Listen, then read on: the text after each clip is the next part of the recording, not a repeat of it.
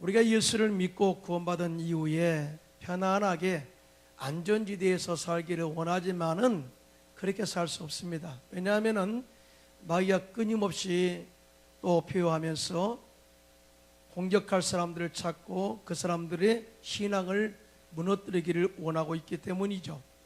그래서 오늘 본문 베드로전서 5장 5장 8절에 다 같이 시작. 근신하라 깨어라 너의 대적 마귀가 우는 사자같이 두루다니며 삼킬 자를 찾는다, 이렇게 말씀하고 있어요. 그러니까 우리가 영적으로 깨어있지 못하면 마귀의 공격에 속수무책으로 당할 수밖에 없음을 경고하고 있는 것입니다. 예수님께서도 겟세마네 동산에서 기도하지 않고 잠만 쿨쿨 자고 있는 제 아들에게 시험에 들지 않도록 깨어 기도하라고 말씀하셨어요.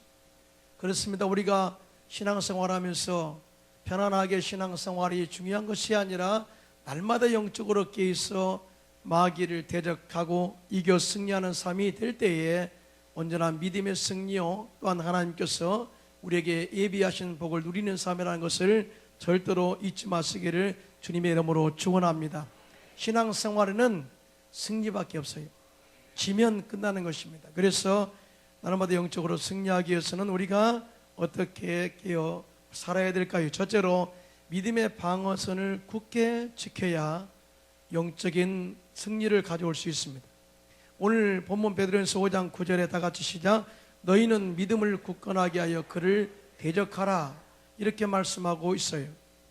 여기에서 굳게 한다는 말은 헬라어로 스트레오스라는 단어를 사용하는데 이것은 군사적인 용어로서 반석처럼 견고한 방어선을 구축한다는 의미가 있습니다. 여러분, 전쟁에서 가장 중요한 것이 공격도 중요하지만은 경계가 얼마나 중요한지 몰라요. 경계를 소홀히 하면 그 방어선이 뚫리게 되고 결국은 전쟁을 패배로 만들 수 있는 그런 결과가 많이 있습니다.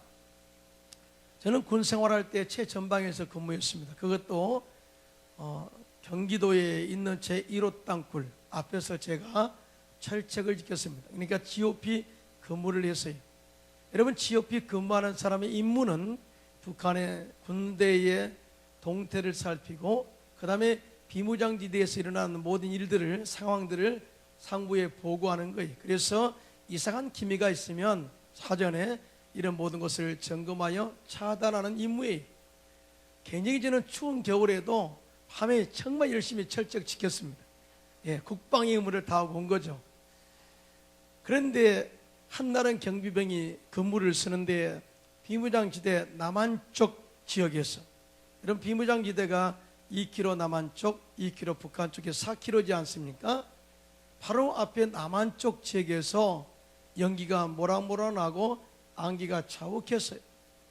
다른 날에는 그렇게 짙은 안개가 아니었는데 그날만큼은 안개가 자욱하고 짙은 연기가 올라온 것을 발견하게 된 거예요. 그래서 이상한 지군을 발견한 이 경비병이 상부에 보고함으로 수색대가 동원돼서 그 지역을 수색해 보니까 그 속에서 땅굴이 발견된 거예요. 1.2m, 넓이 1.2m, 높이 1.2m의 땅굴, 그리고 레일이 깔려 있습니다. 그리고 거기에 수레가 있어가지고 흙을 나르는 그런 모든 것들을 다 발견하게 된 것이죠.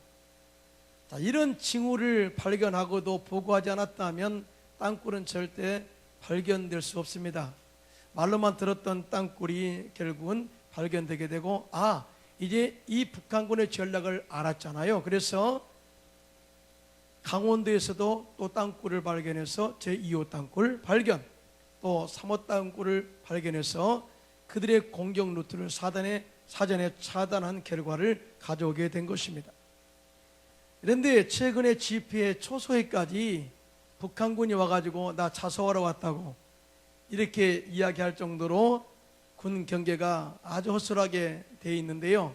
만약에 북한군이 그 사람들을 죽일 의도로 왔다면 아마 그들은 다 사살됐을 것입니다.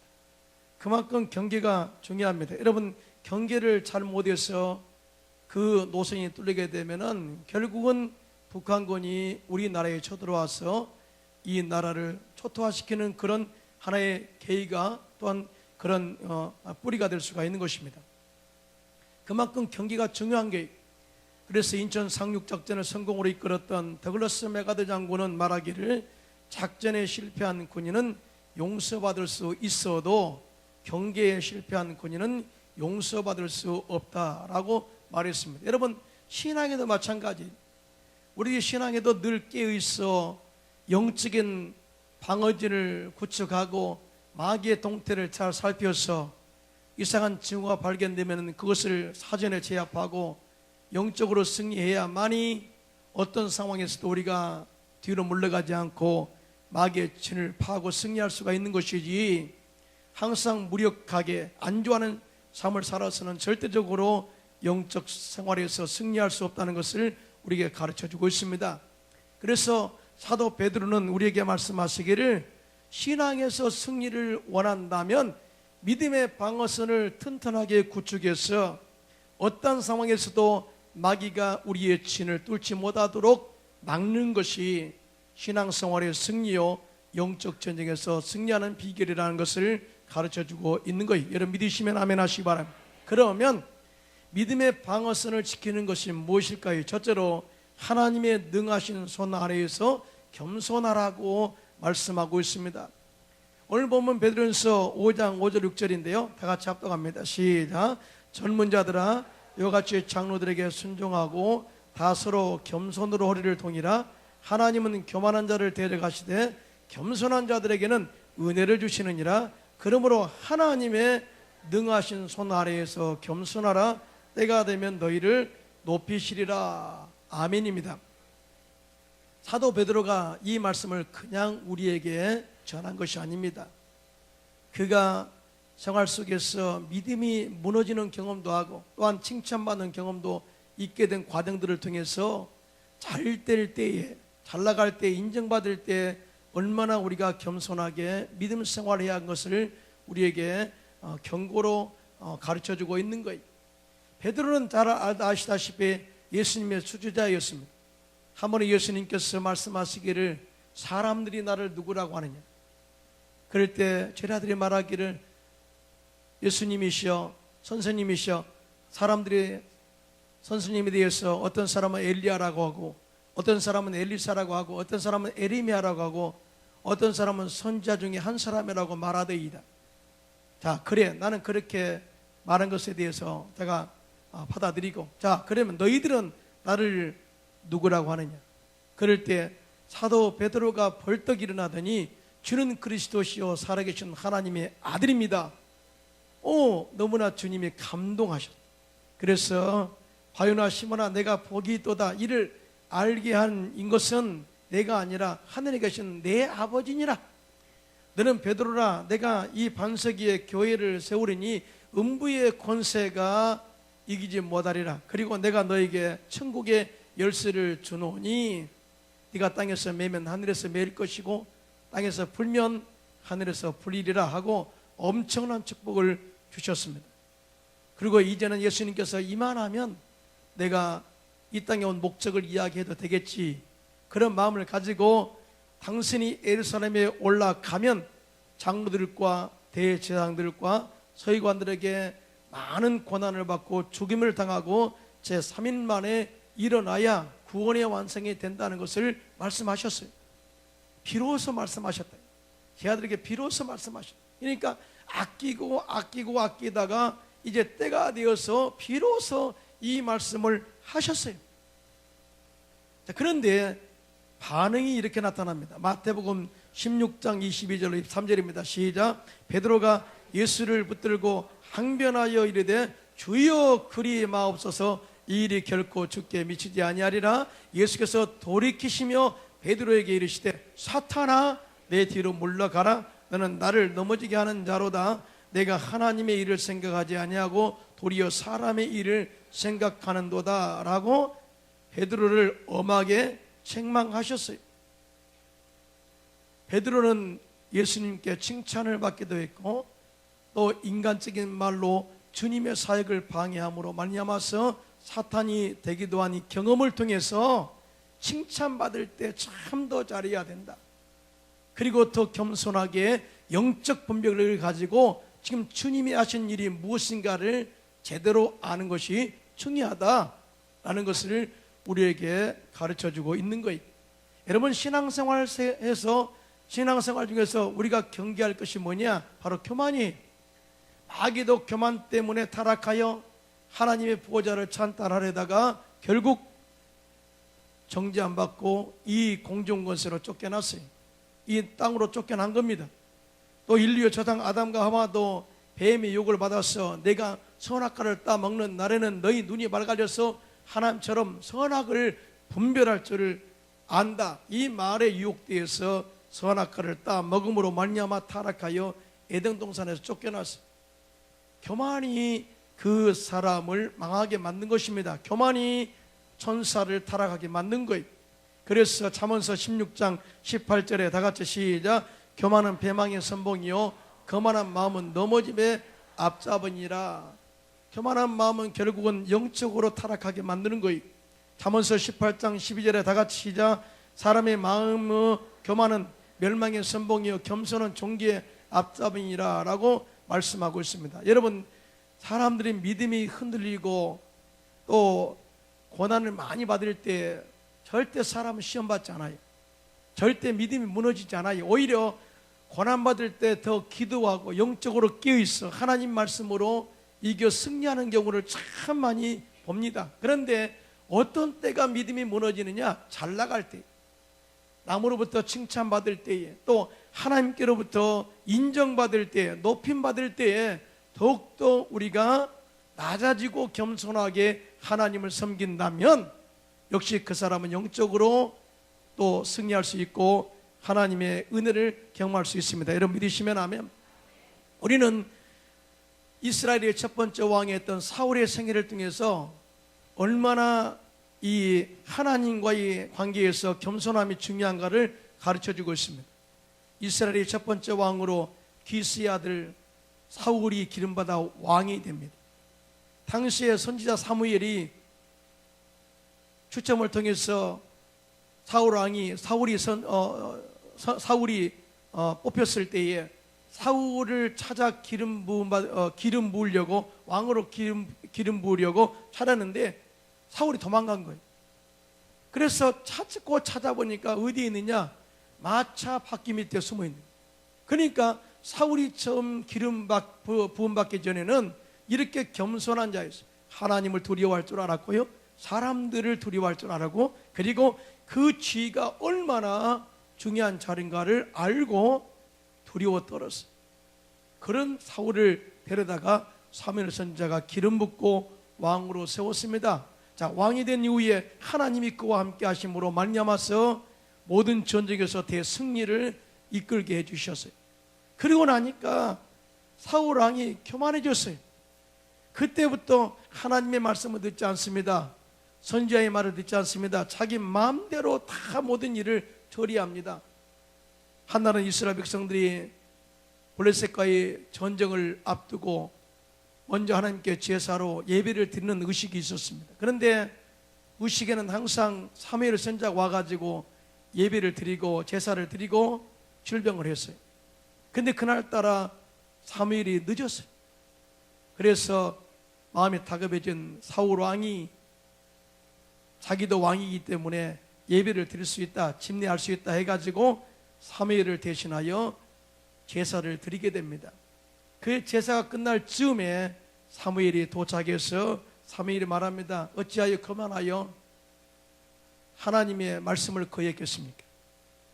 당신이 왕으로서 하나님을 버렸은즉 하나님도 당신을 버렸습니다. 이렇게 선포합니다. 그 이후로 하나님께서는 사울에게 다시 한번 회복할 수 있는 기회를 주었어요. 그것이 뭐냐? 아말렉과의 전쟁에서 아말렉을 져서 왕으로부터 시작해서 신하들로부터 시작해서 모든 짐승까지 다 죽여서 씨를 말려라. 그 이유가 뭐냐? 하나님이 악해서 그런 것이 아니라 이스라엘 백성들이 430년 동안 애굽에서 종살이 하다가 하나님의 인도하심을 통해서 모세를 지도자로 세워서 그들이 적과 꾸는 가나안 땅으로 가는 여정 가운데에 아말렉의 공격이 자주 있었습니다. 그런데 아말렉의 공격이 비겁했어요. 아말렉이 주 본대를 쳐서 정식으로 싸움을 요청한 것이 아니라 항상 후미에 있는 백성들을, 이스라엘 백성들을 쳤어요. 후미에 있는 사람들은 누구예요? 노약자들, 어린아이들, 병든 사람들. 항상 모든 여정에서 제일 마지막으로 힘이 없어 쫓아가는 그런 사람들을, 즉 보호받을 대상들을 아말렉의 공격에서 죽였어요. 하나님이 그걸 아주 안 좋게 본 거예요. 여러분, 우리가 여기서 느낄 수 있는 게 뭐냐? 하나님은 한번 택함받은 백성에 대해만큼은 끝까지 책임진다는 것을 믿으시기를 주님의 이름으로 축원합니다.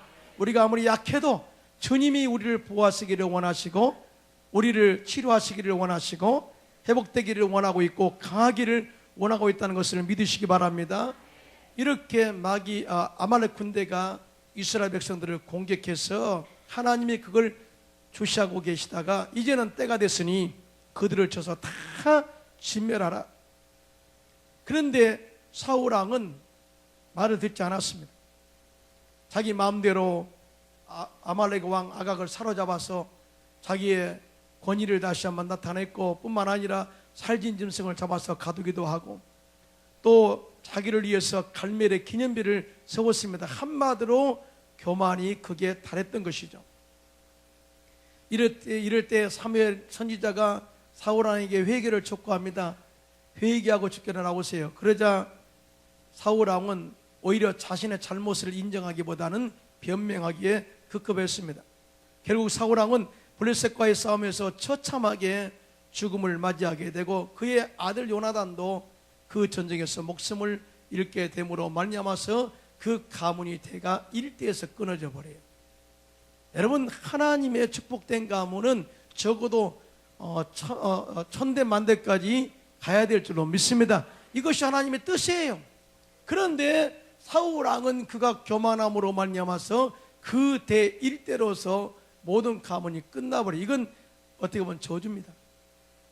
신앙에 대해서 져버린 거예요. 신앙에 대해서 무너져 버린 거예요. 이 교만하니까 자신만 무너진 것이 아니라 자식도 무너져 버리고 가문이 무너져 버렸다. 그래서 우리가 신앙 안에서 믿음의 방패를 올바로 세워서 마귀의 공격을 우리가 이겨 승리하기 위해서는 주 안에서 겸손한 것이 얼마나 중요한가를 가르치고 있는 것입니다. 두 번째로 우리가 믿음의 방어선을 지키는 것은 뭐냐? 우리에게 다가온 모든 염려를 경계해라 라고 가르치고 있어요. 오늘 베드로전서 5장 7절입니다. 시작. 너희 염려를 다 주께 맡기라. 이는 그가 너희를 돌보심이라 그랬어요. 여러분, 염려란 말은 헬라어로 메림나입니다. 염려하다는 메림나우 동사죠. 그런데 그 뜻은 갈라진 마음이란 뜻이에요. 염려라는 것은 어떤 생각에 집착하여 그 생각 때문에 다른 생각이나 일을 할 수 없는 심리 상태를 말한다 그랬어요. 그래서 세상 염려에 한번 빠진 사람은 믿음을 회복하기가 힘들어요. 거기에 너무나 집착되기 때문에 하나님을 볼 수 있는 힘이 없어요. 그리고 믿음 생활에서도 속수무책으로 무너지는 경우를 많이 봅니다. 그래서 절대 염려를 주님께 맡기고 오직 말씀과 성령 충만함으로 믿음에 굳게 서라고 말씀하고 있어요. 예수님께서도 마태복음 6장 27절에 다 같이 시작. 너희 중에 누가 염려함으로 그 길을 한 자라도 더할 수 있겠느냐라고 말씀하셨어요. 이 말씀을 하게 된 이유가 이렇습니다. 당시에 유대인들에게 열등감이 많았습니다. 첫째는 로마의 속국으로 지배를 당하고 있는 열등감이었습니다. 또 하나 열등감이 뭐냐? 이렇게 억울하게 로마의 속국으로 있는 것도 억울한데 항상 그들과 마주치면 그의 키가 너무나 커서 압도당하는 거예요. 그래서 열심당원들은, 역사에 의하면 열심당원들은 가다가 힘으로 안 되니까, 키로 안 되니까 칼로 딱 더 살해하고 가기도 했대요. 그 정도로 그들의 마음속에 열등감이 가득 찼습니다. 그래서 저들보다 더 키가 좀 컸으면 하는 그것이 염려가 된 거예요. 그러니까 신앙에 집중해야 할 그런 마음이 염려로서 믿음이 빼앗겨져 버린 거예요.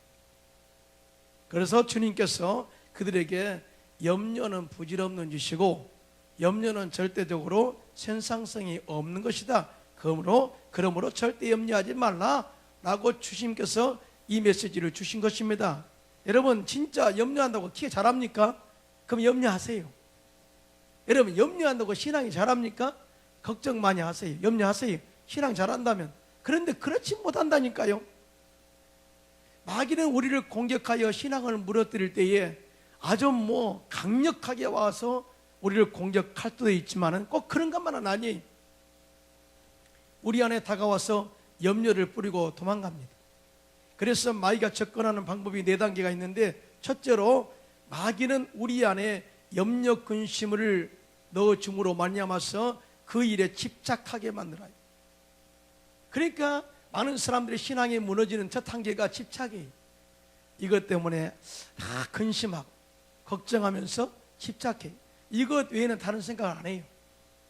기도하면 될 건데 기도하지 않아요. 왜? 이미 집착되어 있어요. 모든 내 생각이 그 염려로 가득 차 있어요. 자, 이렇게 이 집착 단계가 지나고 나면은 두 번째 억압을 당하게 됩니다. 그래서 억압 단계에 이르게 되죠. 집착의 단계에서는 우리가 거부할 수도 있는 힘이 있지만은 억압의 단계에 들어가게 되면 우리의 임의대로 할 수 있는 힘이 없어요. 억압의 단계에서는 나타나는 일들이 있는데 공포를 느끼게 되고 불안을 느끼게 되고 절망을 느끼게 돼요. 이 단계에서 사람들은 마귀와 투쟁하여 온갖 몸부림을 쳐보지만 만약 지게 되면 병이 생기고 마는 것입니다. 이렇게 억압 단계를 지나고 나면 세 번째 단계에서는 침울해지는 단계, 우울해지는 단계에 도달하게 됩니다. 모든 일이 싫어져요. 살기도 싫고, 그 다음에 일하기도 싫고, 또 기도하기도 싫고, 성경 말씀 보기도 싫고, 믿음 생활도 큰 힘이 없고, 그러면서 탈진 상태에 옵니다. 그래서 영적인 열정이 다 식어져 버린 상태, 우울증이 오는 거예요. 모든 기력이 없어요. 그런데 이런 일이 다가오게 되면 네 번째, 이제 마지막 단계인데 포기 상태가 됩니다. 그리고 자기 자신을 던져버려요. 그래서 자살하는 사람들을 보면은 즉흥적으로 모든 일이 일어난 것처럼 보이지만 그렇지 않아요. 항상 그 전에 사인을 보냅니다. 어머니 힘들어요. 공부하기가 힘들어요. 살기 싫어요. 내가 왜 살지? 자꾸 문자를 보냅니다. 친구한테 보내고, 이거는 지금 내가 이런 상태에 와 있습니다 라고 지금 사인을 보내는 거거든요. 일대 우리가 도와주면 되는데 그때 혼자 있으면은 속수무책으로 마귀의 밥이 되는 것이에요.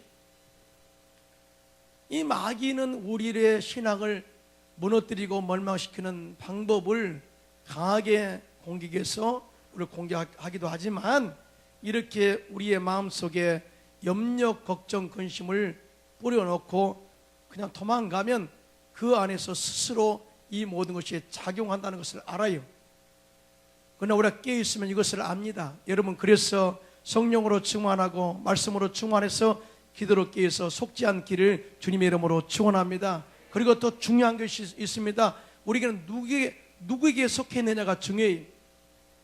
우리는 하나님께 속해 있고 진리 안에 속해 있고 예수님 안에 속해 있고 성령이 우리 안에 있어서 믿음으로 절대 무너질 존재가 아닙니다. 믿으시면 아멘. 그래서 요한 1서 4장 4절에 다 같이 시작. 자네들아 너희는 하나님께 속하였고 또 그들을 이겼나니 이는 너희 안에 계시니가 세상에 있는 이보다 크심이라.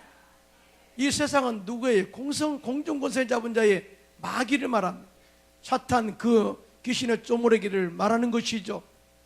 그런데 환경적 어려움과 염려로 말미암아서 무너진다면 우리 안에 계시는 성령의 능력은 어디 갔단 말입니까?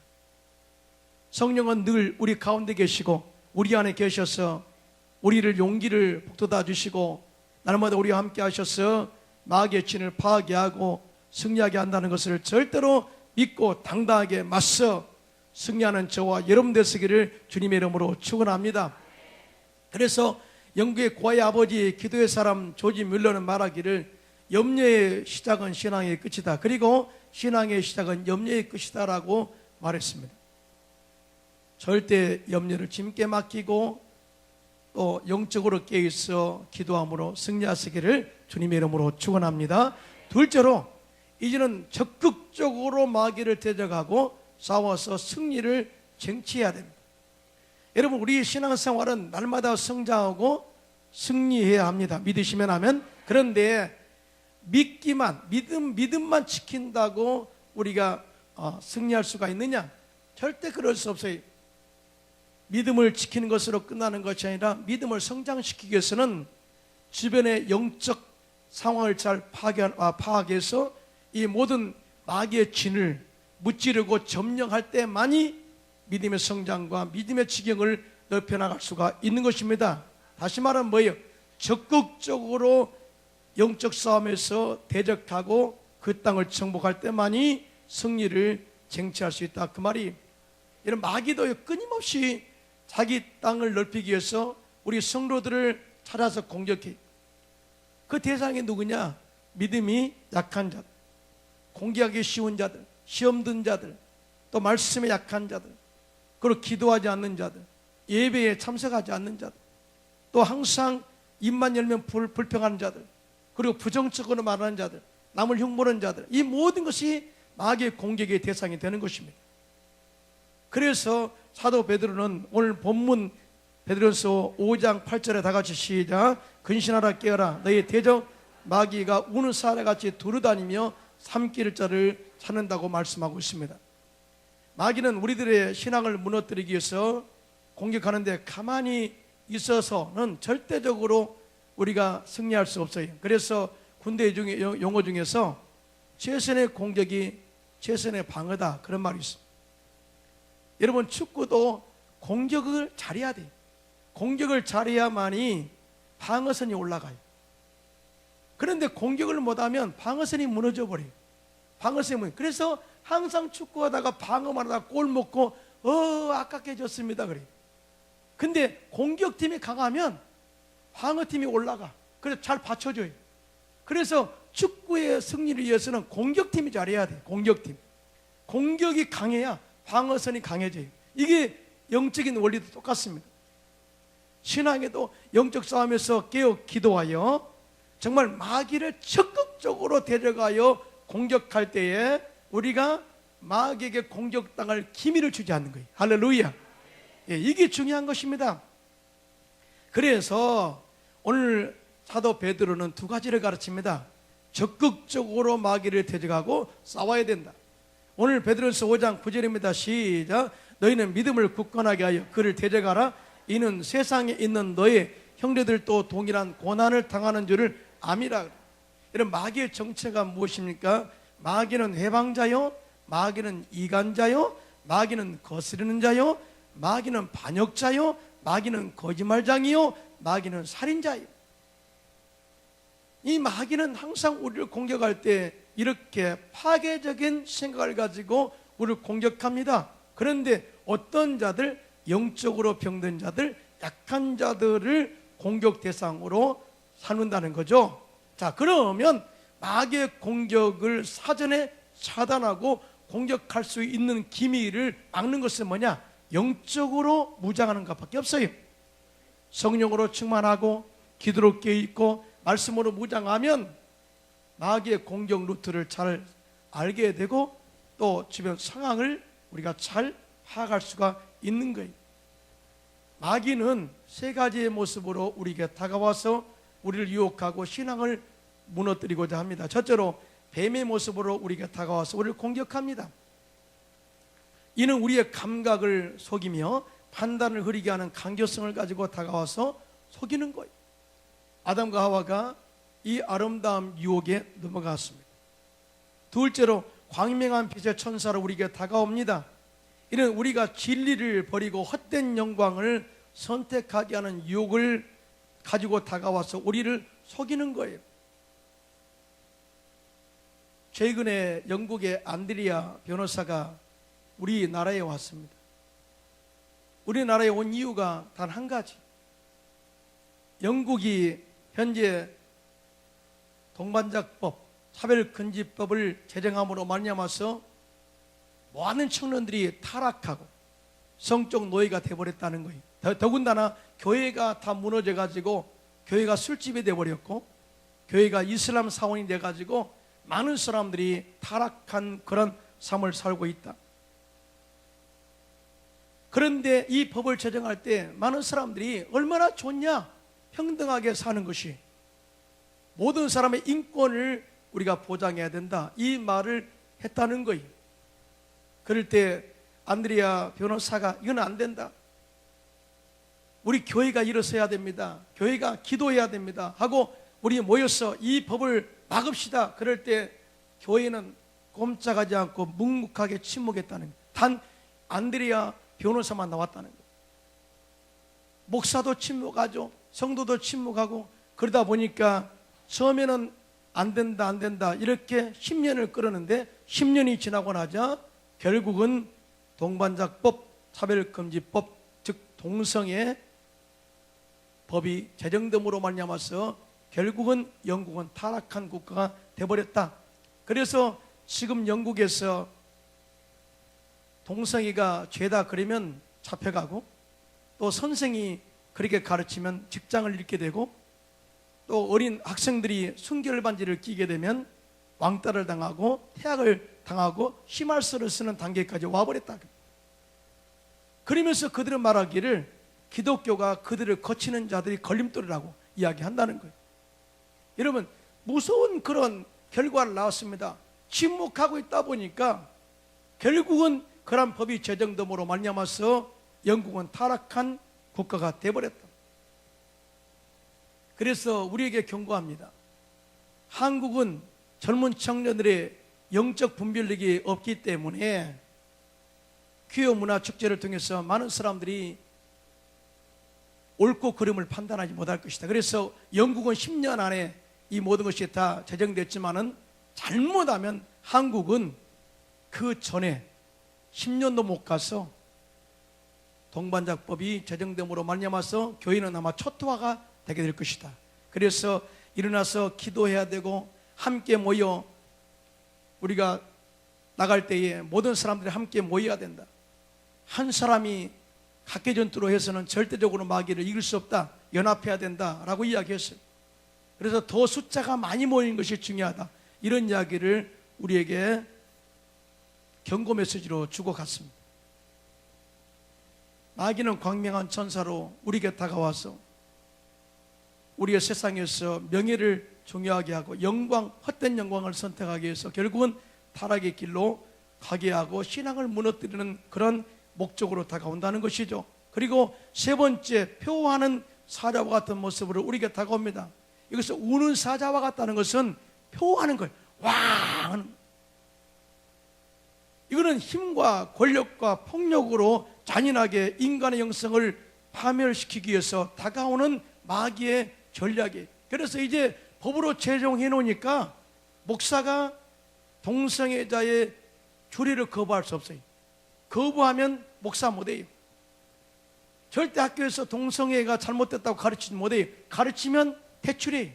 이렇게 법으로, 악법으로 사람들을 짓누르고 믿음 생활을 하지 못하도록 이렇게 법으로 제정해서 우리 영성을 침범한다는 것이죠.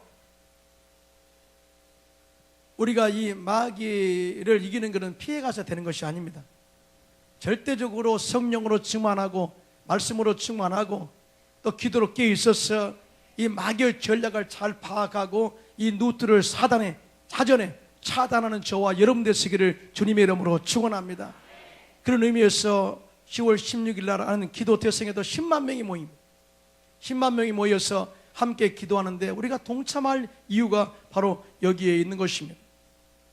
예수님께서도 이 땅에 오셔서 아담과 하와의 범죄로 말미암아서 고통당하는 인생들을 구원하시기 위해서 오셨습니다만, 근데 주님이 오신 목적은 첫 번째로 마귀의 일을 멸하려 하심이라고 말씀하고 있어요.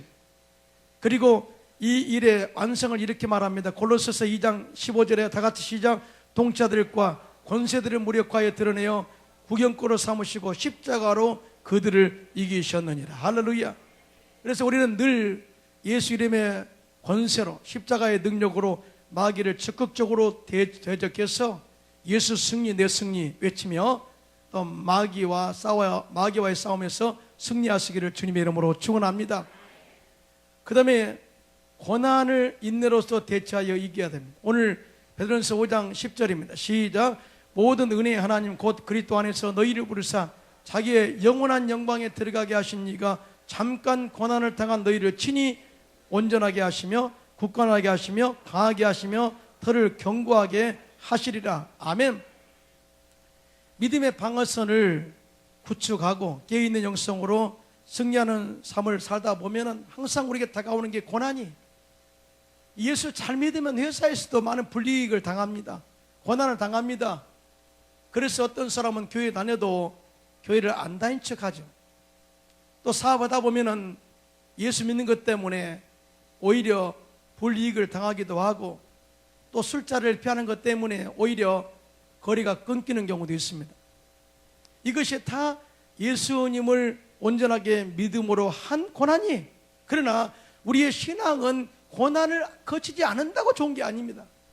하나님께서는 우리를 고난 가운데 불로 연단하듯이 연단하여서 순금같이 우리의 신앙을 값지게 만든다는 것을 믿으시면 아멘 하시기 바랍니다. 결론이 여기에요. 신앙생활에서 우리가 대적하고 싸우는 것도 중요하지만은 끝까지 견디는 자, 인내하는 자가 고난 속에서도 반드시 믿음의 정절을 지키는 자가 승리할 수 있음을 이야기하고 있는 것입니다. 그 결과가 이렇습니다.